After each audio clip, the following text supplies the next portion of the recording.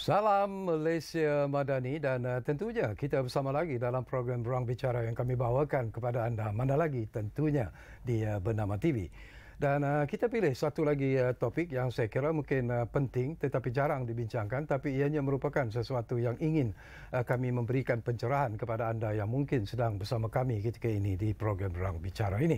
Baiklah, topik yang menjadi pilihan kita hari ini di Ruang Bicara ialah memartabatkan penyelidikan dan inovasi berkonsepkan Malaysia Madani. Dan ini merupakan satu topik yang menarik kerana mungkin ramai juga sudah pun mengetahui bahawa Universiti Teknologi Mara ataupun UiTM telah pun mewujudkan sebuah pusat pemindahan teknologi yang dikenali sebagai Pusat Perniagaan Inovasi dan Pengkomersialan Teknologi ataupun BITKOM yang bertindak menyokong penyelidik universiti untuk menterjemahkan hasil penyelidikan mereka. Dan inilah perkara yang ingin kita dapatkan lebih banyak pencerahan daripada dua tetamu yang sudah pun berada bersama saya di studio Ruang Bicara ini. Baiklah, izinkan saya memperkenalkan dulu dua tetamu yang sudah pun siap sedia bersama dengan saya. Kita ingin mengucapkan jutaan terima kasih dan juga selamat datang kepada yang berbahagia Profesor Insinyur Dr. Ahmad Sabirin Zulfaqar yang merupakan pengarah Business Innovation and Technology Commercialization Center ataupun BITKOM UiTM. Jadi Prof, apa khabar? Alhamdulillah, terima kasih Tuan Syarawi. Ini bukan pertama kali ya bersama kami di Ruang Bicara. Minggu lepas ke 2 minggu lepas saya bersiaran untuk Apa Khabar Malaysia. Okey. Ini pertama kali lah bersama untuk kami. Ruang Bicara, ya. Terima kasih. Terima kasih. Terima kasih menjemput kami untuk hadir. Ya, okey. Ini seorang lagi tetamu yang juga saya kira pertama kali sebenarnya bersama kami di program Ruang Bicara ini.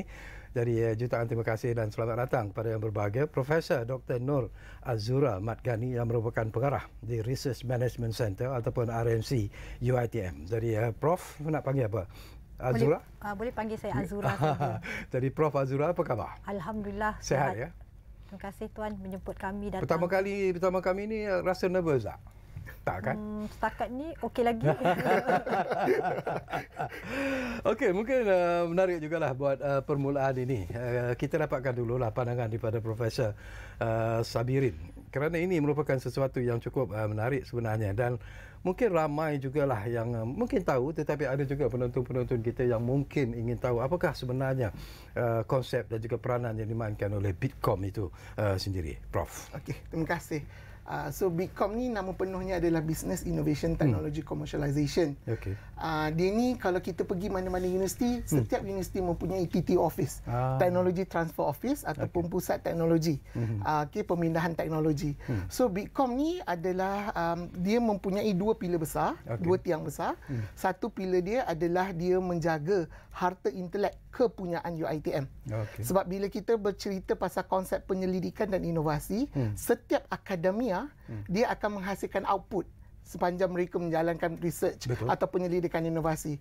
Dan salah satu output dia adalah harta intelek. Di mana kita ada penerbitan, lepas tu kita ada apply grant, lepas tu kita ada pengkomersialan dan ada harta intelek. So harta intelek yang terhasil daripada penyelidikan ini, mereka akan bertemu dengan BITKOM, unit kami, untuk memfailkan, untuk mendaftarkan harta intelek dengan MyPo. So itu satu pilar. Dan yang pilar yang kedua adalah part pengkomersialan.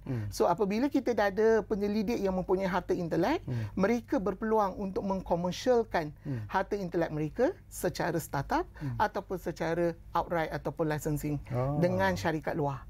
So jadi itu adalah peranan BITKOM lah. Kami lah pemegang harta intelek untuk UiTM. Banyak lagi yang kita nak sentuh sebenarnya berkaitan dengan isu ini. Ini bagi saya satu isu yang cukup penting dan menarik sebenarnya. Tapi barangkali bagi Prof Azura sendiri, bila kita bercakap tentang RMC ataupun Research Management Center, peranan yang dimainkan oleh RMC sebenarnya apa? Okey, untuk makluman semua, peranan RMC kita ada beberapa peranan yang penting lah untuk di semua peringkat universiti. Kita maklum semua peringkat universiti punya RMC masing-masing. Kalau di UiTM, peranan RMC lebih kepada pengantara di antara penyelidik dan pemberi dana. Okey, pemberi dana kita sama ada di dalam negara ataupun di luar negara lah. RMC ni lebih kepada menguruskan dana-dana yang diterima lah. Contohnya menguruskan dari segi pembelian harta, menguruskan pembayaran GRA iaitu Graduate Research Assistant, pembayaran kepada RA, lagi dia menguruskan pembelian harta untuk penyelidikan lah. Di samping itu RMC juga menguruskan juga untuk pengurusan etika, unit etika. Kita punya unit etika, di mana bila kita nak buat penyelidikan, kita mesti perlu mendapat kelulusan etika lah, sama ada etika dari segi aspek manusia ataupun haiwan juga. Okey, di samping itu juga RMC juga menguruskan lah penerbitan, di mana kita tahu bahawa KPI kepada geran yang kita terima adalah beberapa KPI. Antara KPI dia adalah membuat penerbitan di dalam, sama ada di dalam penerbitan di berindeks ataupun di samping itu kita punya KPI adalah bakat, iaitu pelajar-pelajar yang kita hasilkan, sama ada pelajar masters ataupun PhD, dan juga harta intelek yang disebut oleh Prof Sabirin sebentar tadilah. Saya tertarik hati ya, sudah aja Prof Sabirin ya. Bila saya melihat kepada topik yang akan menjadi perbincangan kita, iaitu memertabatkan penyelidikan dan inovasi berkonsepkan Malaysia Madani. Dan rata-rata kita tahu bahawa apabila Malaysia Madani ini diwujudkan melalui apa yang disebut sebagai kerajaan perpaduan itu sendiri, bagaimana apa yang terfikir oleh pihak UiTM sendiri, terutamanya Bitkom sendirilah, dalam usaha untuk mencipta sesuatu tetapi bersesuaian dengan falsafah dan konsep Madani itu sendiri sebenarnya. Okey, terima kasih. Kalau kita lihat daripada Madani itu, konsep dia adalah kesejahteraan, dan saya lebih suka menggunakan perkataan D, iaitu daya cipta. So daya cipta ni memang sinonim dengan penyelidikan dan inovasi. Sebab dia sebenarnya bila kita, sebab UiTM adalah sebuah universiti mega yang mempunyai 35 kampus seluruh Malaysia. Dan kami mempunyai tenaga pengajar menghampiri 9,000 lebih tenaga pengajar. So jadi bila kita mengatakan bahawa dengan kapasiti yang besar, so maksudnya untuk melahirkan inovasi, penyelidikan itu memainkan sangat peranan yang sangat penting. That's why kita boleh lihat dekat situ adalah daya cipta. So jadi, dan yang kedua adalah daripada daya cipta ni juga research yang dijalankan di universiti ni juga sebenarnya boleh kita bawa masuk dalam kurikulum pengajaran. So bila kita mengajar, pensyarah itu mengajar, mereka menerangkan situasi, kajian terkini. So maksudnya adalah silibus tu up to date. Yang mana yang sensasi, yang mana yang perlu yang diterangkan. Jadi pelajar graduan kami apabila keluar ke sektor pekerjaan, mereka sudah dibekalkan dengan ilmu-ilmu, dengan teknologi-teknologi terkini. So itu yang saya mengatakan bahawa penyelidikan dan inovasi ini menggunakan daya cipta itu sangat. Selain daripada daya cipta yang D adalah saya tengok kesejahteraan kan. So sebenarnya bila graduan ini keluar, tujuan penubuhan UiTM adalah untuk meningkatkan sosioekonomi keluarga. So jadi ini secara tidak langsung boleh meningkatkan sosioekonomi dan seterusnya memberi kemudahan ataupun faedah kepada komuniti dan masyarakat. Saya masih lagi nak dapat juga komen dan juga pandangan daripada Prof Azura berkaitan dengan isu inilah. Bila kita kaitkan tentang apa yang disebut oleh Prof Sabirin sendiri, bagaimana kita nak kaitkan ataupun mewujudkan satu gambaran yang jelas bahawa apa yang dilakukan oleh pihak Bitkom ataupun dan juga RMC sendiri adalah menuju ke arah memenuhi hasrat dan juga falsafah Malaysia Madani itu sendiri. Prof? Okey, kalau dari segi untuk Malaysia Madani, di RMC kami lebih terapkan kepada kemampanan lah. Okey, sebab kita tahu mampan adalah kelestarian dalam penyelidikan. Untuk suatu penyelidikan, kelestarian penyelidikan itu sangat penting lah. Sebab contohnya dia boleh memartabatkan sosioekonomi sesebuah komuniti. Okey, kita lebih menerapkan bila sosioekonomi lebih mantap, lebih mampan, maknanya dia kita boleh quality of life boleh meningkat, maknanya dia dari segi komuniti tu taraf ekonomi mereka lebih meningkatlah. Tapi secara peribadi juga Prof Sabirin, apakah Prof merasakan bahawa melihat kepada cabaran yang terpaksa kita hadapi sebenarnya bila kita bercakap tentang ekonomi global sebagai satu contoh, dan bila kita bercakap tentang cabaran semasa yang juga kita terpaksa kita hadapi, apakah kewujudan Bitkom ini merupakan sesuatu yang tepat pada masanya dan juga tepat kepada matlamat yang ingin dicapai? Ya, benar. Sebab kalau kita lihat bahawa bila kita berkata mengenai penyelidikan, kita tidak boleh lari daripada harta intelek. Sebab kadang-kadang, sebab bila kita kata konsep penyelidikan dan inovasi ini, dia akan menghasilkan suatu penemuan baru. Dan penemuan baru ini perlulah kita pelihara, yang perlu kita jaga. Betul. Iaitu yang kita mengatakan konsep harta intelek. Itu yang membezakan kewujudan Bitkom dengan bisnes-bisnes yang ada di luar. Contohnya lah, sebab bila kita bercakap mengenai ilmuwan di universiti, bagaimana kita nak memprotek ataupun kita memelihara hak kita.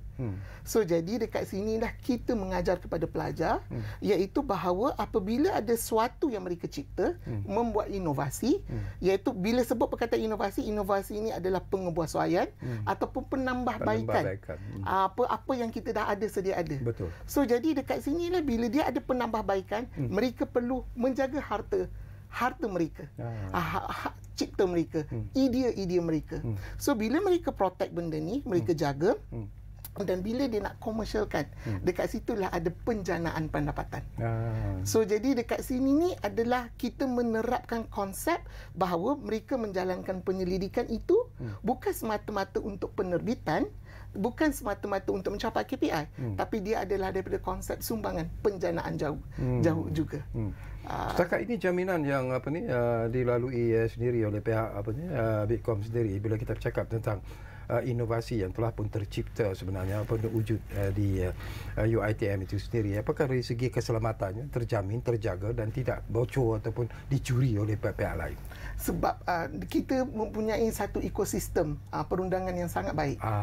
So ekosistem inilah yang memprotect. That's why bila kita menerangkan pada pelajar, in fact dalam silibus, dalam kurikulum pembelajaran, kita telah menerapkan kepada mereka bahawa konsep memelihara harta intelek. So jadi kita boleh lihatlah dekat mana-mana di fakulti ada percakapan ataupun perbincangan berkenaan dengan harta intelek. So jadi dekat sinilah yang kita nak menyuburkan supaya kita nak memastikan bahawa setiap penyelidik ataupun pemikir, innovators ini, dia memprotek hak kepunyaan mereka.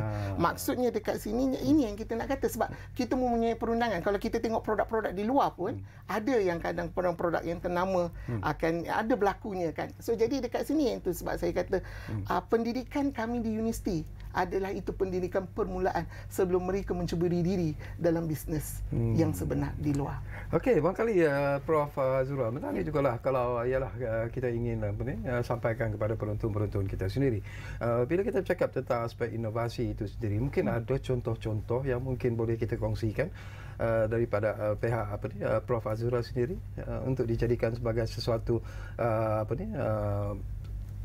contoh ataupun satu bukti bahawa kejayaan telah pun tercipta sebenarnya. Okey, untuk produk inovasi di UiTM, contohnya kita setiap kampus seperti yang kita sedia maklum di UiTM, setiap negeri mempunyai kampus masing-masing. Yang kita terapkan adalah setiap kampus mempunyai satu living lab. Okey. Di baru-baru di Sungai Panjang Sabak Bernam, kita dipanggil untuk meningkatkan production for padi lah. Okey. Di situ kita menerapkanlah penyelidikan di mana kita mengeluarkan idea-idea untuk inovasi, di mana untuk mempertingkatkan jumlah padi lah. Itu adalah satu masalah yang sangat tinggi lah, sangat kritikal di Sungai Panjang Sabak Bernam. Okey, di sana kita dikumpulkan dari semua pelbagai peringkat penyelidik untuk datang bersama-sama turun padang di jelapang padi tersebut untuk memberi idea, memberi brainstorm kepada petani-petani di situ bagaimana nak mempertingkatkan jumlah padi lah, production untuk padi, pengeluaran padi. Selain daripada itu, apa lagi yang mungkin boleh dijadikan sebagai satu tanda kebanggaan sebenarnya kepada kejayaan inovasi ini? Terima kasih. Di Bitkom kita mempunyai 13 startup dan spin-off. Syarikat pemula dan syarikat terbitan. Dan dia syarikat pemula dan terbitan ni dia cross seluruh Malaysia, meliputi seluruh Malaysia. Saya bagi satu contoh lah. Kita terkenal dengan harum manis. Di UiTM Perlis ada satu penyelidik, kita panggil Atalis, syarikat dia nama Atalis. Itu syarikat di mana penyelidik ini dia mengeluarkan produk-produk berasaskan harum manis. Saya bagi satu contoh, dia mengeluarkan lotion, kosmetik, probiotik daripada ni yang bernama Linifera, produk dia. Ataupun Atalis, syarikat ni adalah Atalis.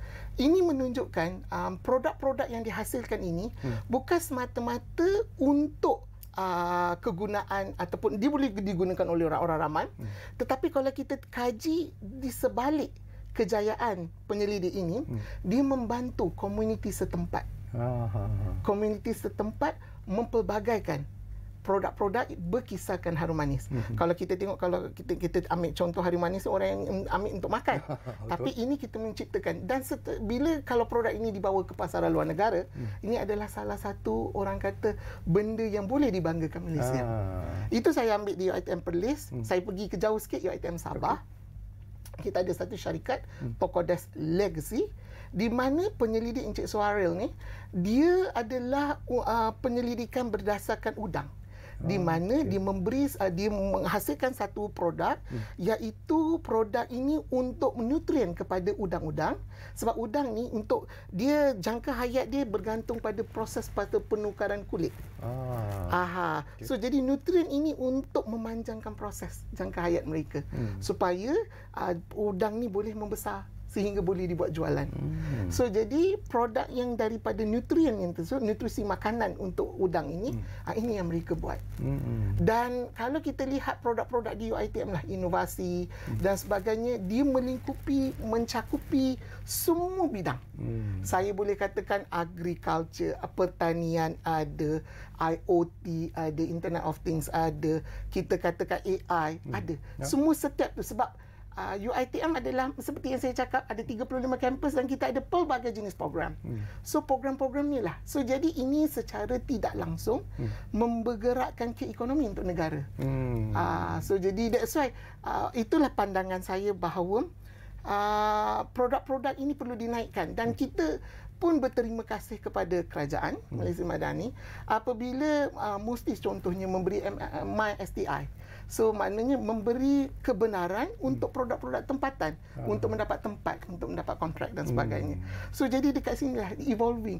Memanglah kalau nak katakan universiti ini menara gading, pensyarah ataupun akademia itu dia banyak fungsi dia.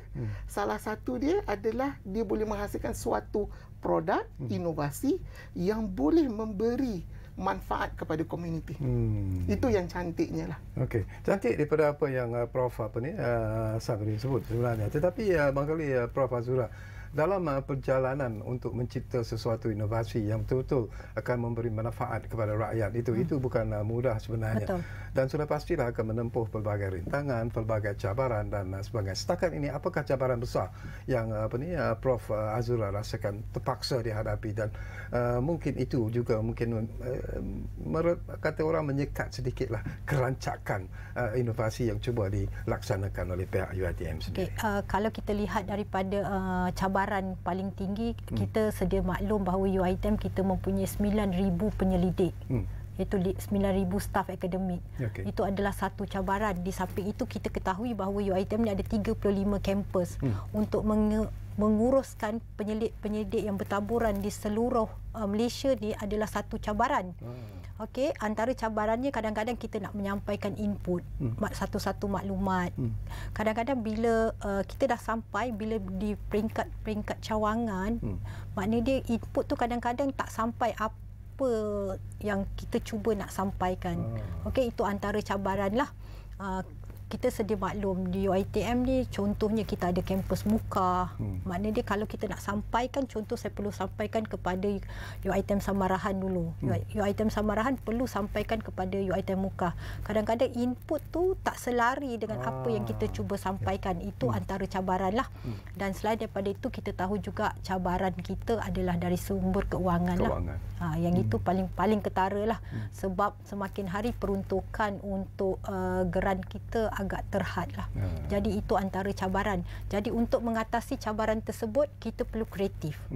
Okey, antara dia yang kami cuba laksanakan adalah kita buat geran padanan. Okey, bila universiti peruntukkan geran dana tersebut, kita buatkan geran padanan sama ada dengan pihak industri atau pihak swasta dan juga dengan peringkat international. Itu antara cabaran yang cuba kita atasilah dari segi keuangan. Okey, kita akan sambung lagi. Sebenarnya banyak lagi persoalan yang ingin saya kongsikan bersama dengan kedua-dua tetamu di studio. Tapi ialah bercakap-cakap juga, tetapi minuman yang kami sediakan kena juga diteguk sebenarnya untuk membasahi tekak. Benar. Jadi silalah enjoy dulu the drinks that we prepared, dan sudah pastilah kepada anda juga jangan ke mana-mana ya. Kembali semula sebentar saja lagi bersama kami di Ruang Bicara yang kami bawakan kepada anda di Bernama TV. Kita jumpa lagi selepas ini.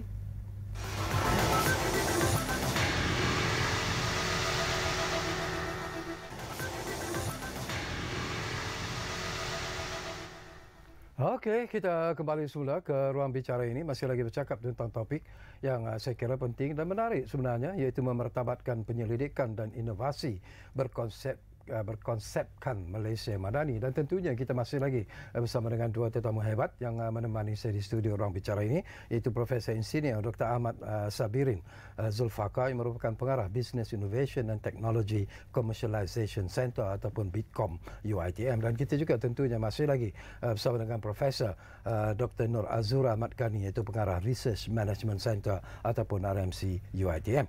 Baik, Prof Sabirin. Tadi pun banyak yang disentuh juga oleh Prof Azura berkaitan dengan cabaran yang terpaksa dihadapi. Mungkin ada lagi cabaran-cabaran yang mungkin penting dan perlu dicerahkan kepada penonton-penonton kita. Silakan. Ya.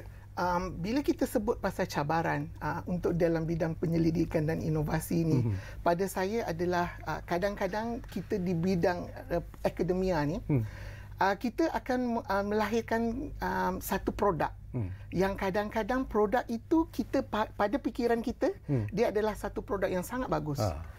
Tetapi bila kita cuba jual, bila kita cuba pasarkan, dia tidak mendapat tempat. Bagi saya, satu cabaran yang kita perlu atasi adalah produk kita ni mestilah industry driven. Dan dia adalah keperluan industri dan keperluan community. Pada saya, benda ni sangat-sangat penting. Sebab justru itu salah satu solusi yang kami buat di Pejabat BITCOM, iaitu di bawah Jabatan Penyelidikan dan Inovasi UiTM, iaitu kami menubuhkan satu program yang kita namakan Micro Industry Hub.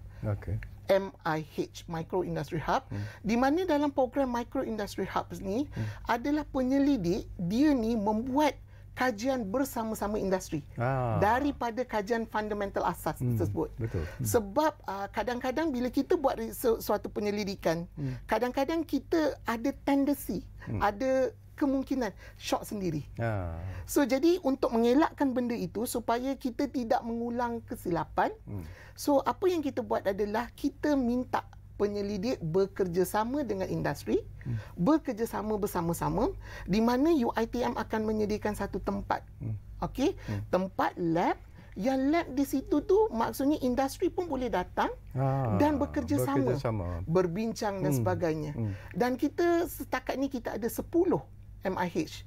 Dan saya nampak dekat sini bila kita ada MIH ni, bila ada kerjasama bersama industri, so kita mengharapkan apabila sesuatu inovasi itu untuk dipatent ataupun nak bagi harta intelek, dia akan sharing, profit sharing daripada kedua-dua pihak. Universiti Teknologi Mara bersama juga dengan industri. So dekat sini kita akan membantu. Tadi Prof Azura bersebut, ada menyebutkan pasal kengkangan keuangan. Kita kena faham bahawa inovasi ini memang menggunakan duit yang banyak. So jadi dekat sini adalah kita minta kerjasama itu bermula daripada peringkat awal.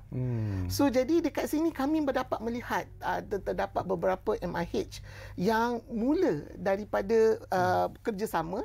Memang kerjasama ni permulaan dia agak sukar sebab nak mengenali dua pihak, tapi makin lama dia akan menghasilkan suatu impak yang sangat signifikan. Saya tertarik hati bila Prof sebut tentang MIH ini. Barangkali Prof Azura, bila kita bercakap tentang kerjasama di antara pihak universiti dan juga pihak industri itu sendiri, respon daripada pihak industri selalu apa pula masalah yang sering mereka bangkitkan apabila mereka berjumpa dengan pihak universiti sendiri sebelum sesuatu program ataupun inovasi itu dilaksanakan? Okey, kita ada banyak program di antara penyelidik dengan industri lah.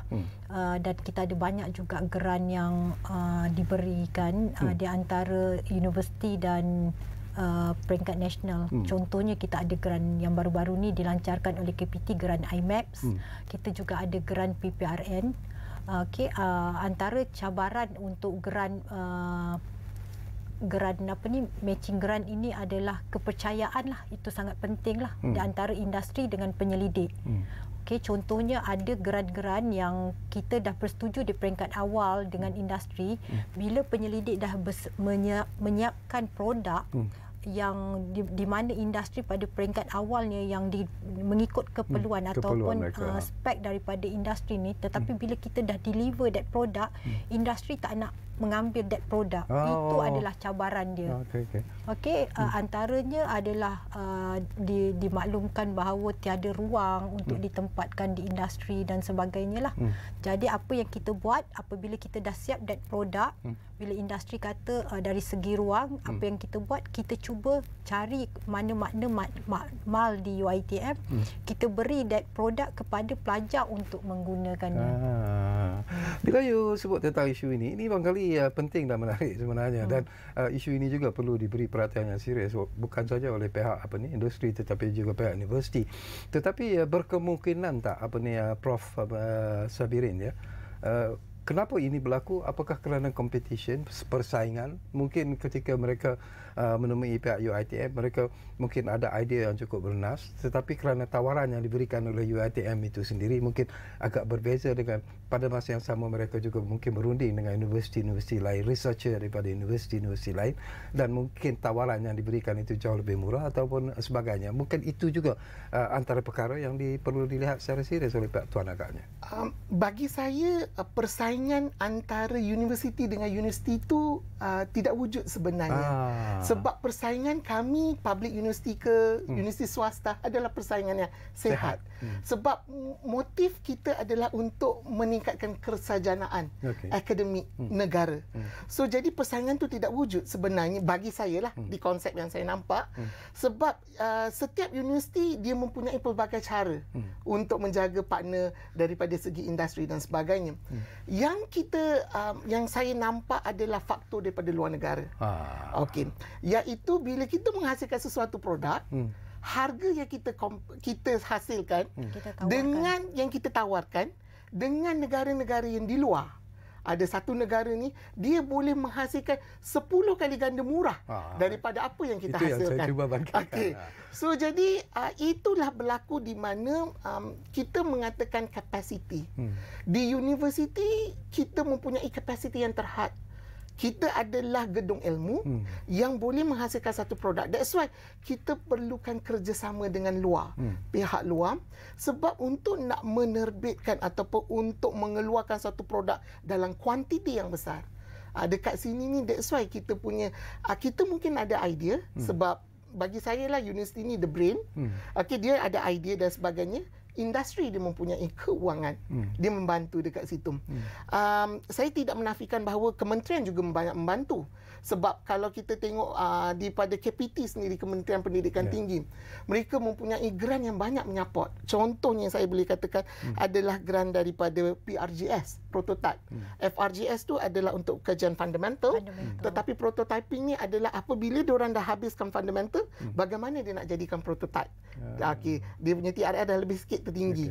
Lepas tu KPT juga ada MyLab. di mana MyLab ni untuk membantu penyelidik-penyelidik untuk bekerjasama dengan industri menghasilkan, tapi nilai grant itu lebih tinggi. Dan untuk saya juga, kami beruntung sebab bukan maksud saya penyelidik ini beruntung sebab kita mempunyai pelbagai agensi yang terlibat dengan pengkomersialan. Kita ada MTDC, kita ada Meranti, kita ada Cradle, kita ada Live and Nest, kita ada Bioeconomy. Dan kita ada banyak agensi-agensi ini. Dan agensi-agensi ini mempunyai fund yang besar yang boleh membantu penyelidik-penyelidik UiTM. That's why itulah tugas di mana penyelidik ni pun kena cakna. Apabila dia mengeluarkan sesuatu produk, dia mesti tahu pasaran dia tu siapa. Dan demand and supply. That's why dekat sini kalau kita kata business management canvas, BMC, sangat penting. So jadi itu yang kita cerapkan. Dan kalau kita mengatakan bahawa benda ni sepatutnya fakulti bisnes saja yang tahu. FBM, Fakulti Business Management. Actually penyelidik ni dia boleh meliputi semua bidang-bidang. Dan kita boleh lihat sekarang ni para doktor pun dah mengeluarkan inovasi yang terkini daripada Fakulti Perubatan dan sebagainya. Bila you sebut Prof tentang kerjasama, ini pun sesuatu yang saya kira saya ingin ketengahkan jugalah. Kita bercakap tentang kerjasama di antara pihak universiti dengan pihak industri. Okey, it's fine. Memang satu kerjasama yang cukup erat. Tetapi apakah mungkin juga pihak universiti terlupa bahawa kadang-kadang kerjasama di antara universiti dan juga kementerian-kementerian yang mungkin terlibat itu juga adalah sesuatu yang penting? Sangat. Kita tidak boleh menafikan itu, sebab saya kata agensi-agensi ini dia akan duduk di bawah Musti.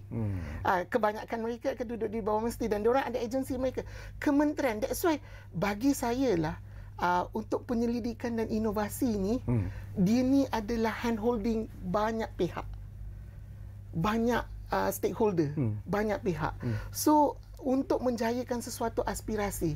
Dan kalau kita tengoklah aspek daripada GII, Global Index Indicator untuk Global Index untuk Malaysia, makin lama tahun makin meningkat. Pada ni kita dapat 23 ke tempat ke-33 dalam dunia. Indeks inovasi, Global Index inovasi. So jadi saya rasa mengatakan memang aspirasi daripada YB Yichang daripada ni Musti mengatakan bahawa pada 2025 kita nak target 30. So that's why bagi saya benda ni tidak mustahil, sebab KPT, kementerian-kementerian lain berganding tangan dan industri juga membantu kita. Sebab untuk menjadikan sebuah benda tu berjaya, saya rasa dia tidak boleh kita work in silo. Ya, betul. Kita tak boleh work dalam entiti kita sendiri. Kita memerlukan tangan-tangan bantuan daripada pihak luar untuk memastikan. That's why kita kata dekat sini ni tajuk dia, saya nampak Malaysia Madani dekat situ tu, daya cipta, kesejahteraan, kemampanan dekat situ sangat memainkan peranan. Selain daripada kerjasama di antara inovasi dan industri dan seperti apa yang disebut oleh Prof sendiri, kerjasama di antara pihak universiti dengan kementerian itu merupakan sesuatu yang cukup penting sebenarnya, dan we cannot work in silo. Itu saya nak petik daripada apa yang disebut. Mungkin Prof Azura, bagaimana dengan kerjasama dengan negara-negara lain? Kerana tadi pun di awal tadi pun Prof ada sebut bahawa kadang-kadang kita menerima persaingan cukup hebat sebenarnya daripada negara-negara besar yang seperti China, Japan dan sebagainya, yang mungkin bila bercakap tentang inovasi, tahap mereka itu sudah pun berada kepada tahap yang begitu tinggi dan sebagainya. Apakah persaingan daripada negara-negara luar juga menjadi cabaran yang cukup hebat sebenarnya? Okey, untuk persaingan dari negara luar, sebenarnya kita di UiTM kita banyak menerima grant juga daripada negara luar. Antara grant yang kita dapat adalah dari British Council lah. Okey, contohnya British Council pada tahun ini juga saya juga menerima grant daripada British Council, di mana kita entertain penyelidik dari luar negara untuk datang memberi peranan mereka adalah macam mana nak meningkatkan inovasi penyelidik-penyelidik. Dalam masa yang sama kami keluar negara juga untuk mempelajari macam mana inovasi di luar negara dijalankan. Okey. Antara itu adalah antara grant-grant kita ada dengan British Council, kita ada dengan Erasmus. Erasmus contohnya mereka contohnya kajian mengenai buluh. Okey, kita tahu kita di pendalaman Sarawak mempunyai banyak jenis buluh. Jadi mereka berminat datang ke Malaysia daripada Eropah, datang belajar ke Malaysia untuk mengkaji buluh-buluh, jenis-jenis buluh di Malaysia. Mungkin mereka tengok rumah panjang, macam mana menggunakan buluh dan sebagainya lah. Dan kita ada juga geran daripada Jepun, kita ada geran daripada Torii dan sebagainya. Your vision ataupun visi Prof Sabirin sendirilah bila kita bercakap tentang inovasi ini sendiri, ialah ianya merupakan sesuatu yang bukan mudah, dan kita tahu bahawa ianya merupakan sesuatu peredaran yang akan berlaku dari masa ke semasa selagi dunia semakin maju, kehidupan semakin berubah, maka inovasi juga perlu maju dan berubah mengikut keadaan semasa. Your vision sendiri, apakah anda melihat bahawa bila kita bercakap tentang inovasi ini, apa lagi yang perlu diberi perhatian oleh pihak UiTM sendiri dalam usaha untuk bersiap sedia menghadapi cabaran perubahan ini? Bagi saya, kita sebagai Menara Gading, pendidikan itu sangat penting. Melentur buluh biarlah daripada rebungnya. Betul. Kita sebagai pendidik, kita, bagi saya lah, subjek inovasi ini, penyelidikan dan inovasi ini bukan tertumpu kepada tertiary level sahaja. Dia sepatutnya bermula daripada zaman tadika, sekolah rendah, di mana pendedahan mengenai inovasi itu amat penting. Supaya kita perlukan ada subjek-subjek yang di mana kita menceritakan kepada pelajar, okey, apabila dia buat benda ni dan apa inovasi yang diorang akan dapat. Sebab bagi saya, inovasi ini, dia ni tidak boleh dipelajari semata-mata. Dia ni adalah application. Dia perlu dijalankan, baru dia akan mendapatkan sesuatu hasil. Dan kita perlu juga memberi pendedahan kepada para pelajar kita bahawa nothing is impossible. Tak ada benda yang mustahil. InsyaAllah kalau kita usaha, kita akan dapat apa yang kita dapat, yang kita impikan. So jadi pendidikan itu bagi saya lah, dengan Prof Azura dan mana-mana akademia di Malaysia ni dan di dunia pun, kita mengatakan bahawa semua itu adalah daripada ilmu. Kan? Jadi ilmu itu sepatutnya kita mencerap, kita memberikan, kita talbiahkan daripada usia, daripada peringkat muda dahulu. Di peringkat muda. Sebab bagi saya, bila young generation ni dia faham pasal inovasi, so sebenarnya masyarakat kita akan mudah, dia dah sebati dengan perkataan inovasi itu. Dia tidak menjadikan sesuatu yang mengatakan bahawa research ini, penyelidikan ini adalah satu benda yang sukar untuk dijalankan, dan dia ni perlukan orang yang mempunyai IQ level yang sangat tinggi. Tidak sebenarnya. Kalau kita tengok daripada inovasi daripada masyarakat zaman dahulu, mereka kita boleh lihatlah, kalau tak macam mana kapal terbang boleh tercipta. Tak ada yang mustahil. Bagaimana sesuatu macam COVID kan, kita pun tak pernah terfikir yang kita akan berlaku PKP dan kita akan berlaku COVID. Tetapi bagaimana evolution daripada inovasi itu yang banyak mengajar kita lah. Konsep bagi saya khasnya adalah ilmu. Nanti saya nak sentuh tentang ilmu. Itu pun satu aspek yang penting sebenarnya. Tapi tak apa. Kita akan berehat buat kali terakhir. Mungkin selepas kita kembali nanti, tak banyak lagi masa yang tinggal, tapi insyaAllah mungkin ada lagi beberapa persoalan yang sempat saya kongsikan bersama dengan dua tetamu kita di studio. Dan kepada anda juga, jangan ke mana-mana, sebentar saja lagi kita akan kembali semula ke Ruang Bicara Bernama TV. Kita akan jumpa lagi selepas kita berehat hanya untuk seketika. Jumpa lagi.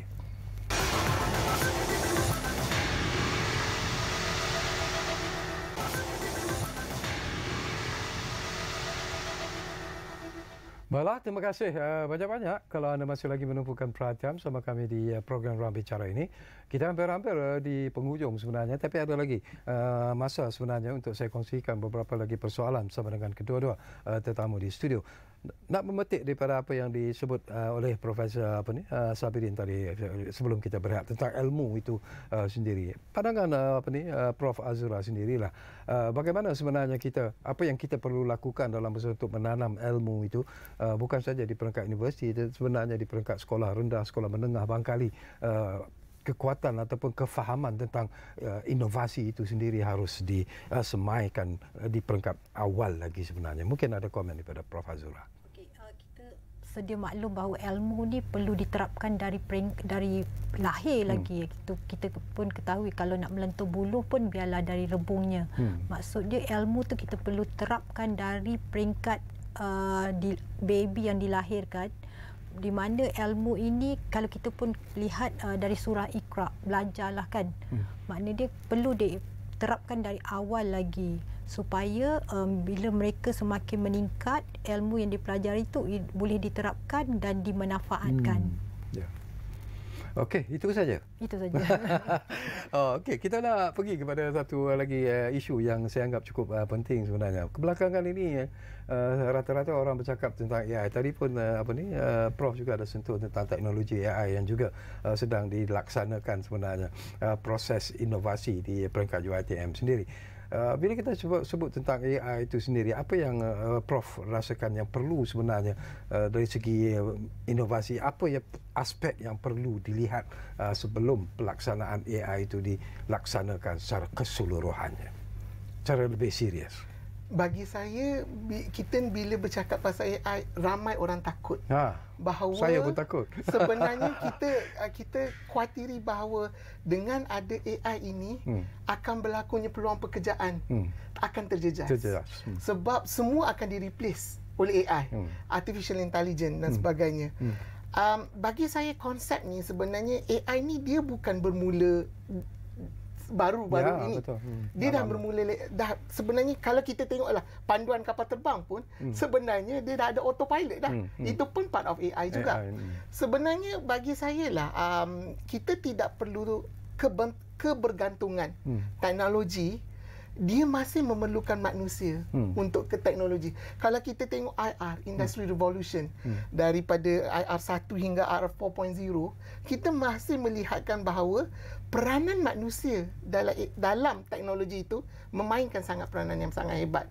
So bagi saya kalau di Bitkom ni, kalau kita tengok ada syarikat-syarikat pemula yang mana mereka memang fokus kepada AI. Saya bagi satu contoh, satu syarikat iaitu kita boleh katakan iaitu Robotpreneur, di mana dia ni memfokuskan kepada produk-produk yang berteknologi robot.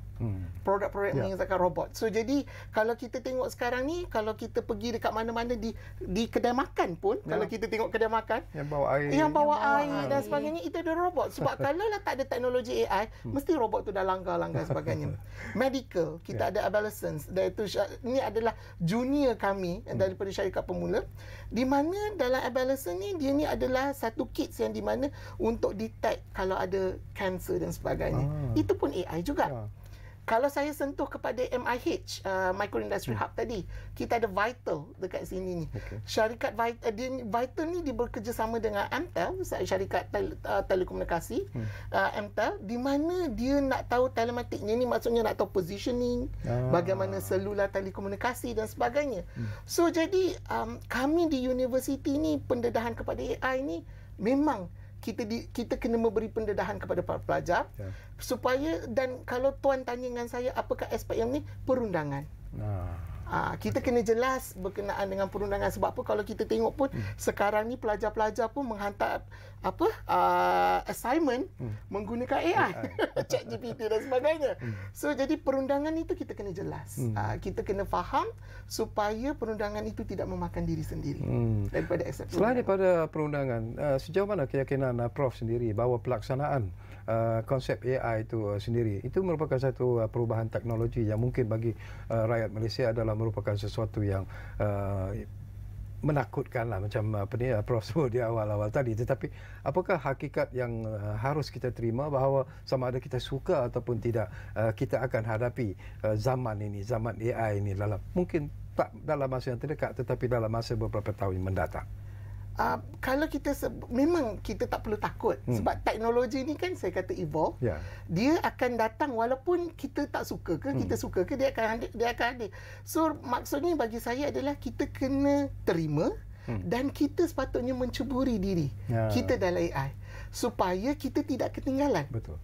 kita tidak ketinggalan. Maksudnya pelajar-pelajar, dia orang kena tahu pasal AI sebab bagi saya memang ini adalah teknologi masa kini dan masa hadapan. Dan rakyat juga harus diterangkan, diperjelaskan dengan lebih. Diperjelaskan. That's why saya rasa PMX sendiri, Datuk Seri Anwar Ibrahim, dia sendiri ada membuka satu fakulti AI. Betul. Di UTM. So jadi ini yang menunjukkan bahawa kerajaan mementingkan AI ini.